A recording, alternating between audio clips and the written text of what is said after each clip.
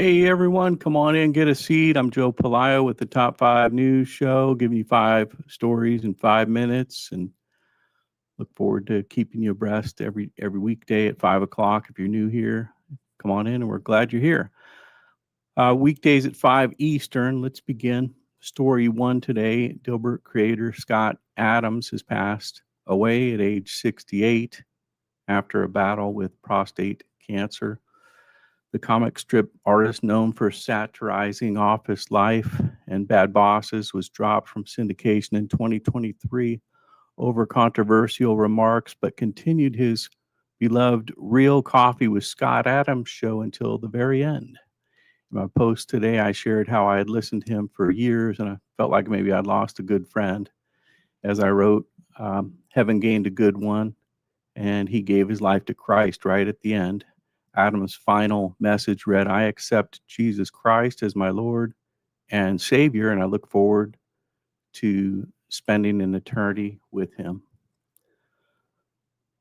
Also in my repost today, citing Charlie Kirk, I said Scott Adams famously said, be useful, may his words live on, long on after he's gone. I predict that much like Charlie Kirk, his impact will be far greater after his death, primarily due to the work he inspires in others. Scott's vision for the Scott Adams School was for everyone to share something that they were great at, and he reminded us that everyone is great at something.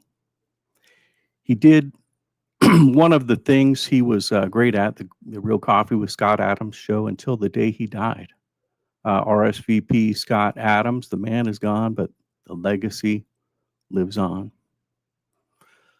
Story 2 today, New York Post headline screams the United States of fraud, revealing that up to $377 billion or 5 to 10% of the federal budget is lost to waste, fraud, and abuse every year, according to Treasury Secretary Scott Bessent. A government accountability office analysis highlights this massive taxpayer drain, with Bessent calling for urgent reform, accountability measures, and Elon Musk, fresh off his DOGE initiative, suggested that the figure could be more like 25% of the budget. Can you imagine?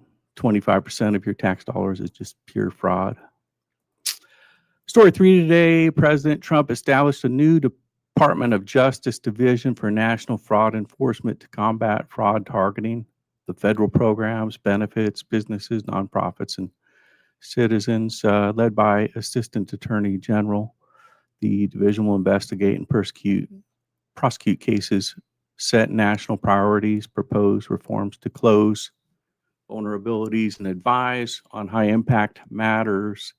It builds on actions like major Minnesota investigations into programs like Feeding Our Future, resulting in 98 charges and over 1,750 subpoenas, payment freezes, and multi-agency crackdowns, including DHS arrests and HHS funding cuts. Story 4, inflation remains steady today at 2.7%. In December, according to the recent CPI report, Tame US inflation gives the Fed room for more interest rate cuts. Story 5 today, Iran's deadly crackdown on protests has continued with escalation, and the death toll reaches over 2,000. They shut down all the lights, and not the lights, the internet for over 100 hours, maybe more, and cut phone line. All communication has been shut down, and it's been a crisis of epic proportion. Trump issued 25% U.S. sanctions on Iran. I can't tell if that's in addition to what was already there, but 25% either added on or new sanctions yesterday. Trump is being briefed on potential military actions against the regime as officials consider new sanctions, in addition, in response to the massacre of unarmed civilians. Trump said he's got their back even as recently as today. That's your top 5 news for today. Quick, concise, to the point. Thanks for tuning in today, and we'll see you again tomorrow. Stay informed Stay up to date.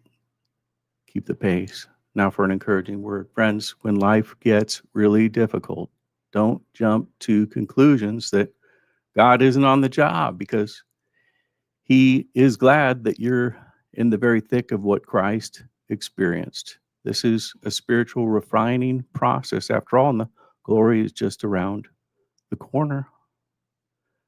That's your top 5 news report for today, January 13th, 2026. Have a good evening. Good night, America.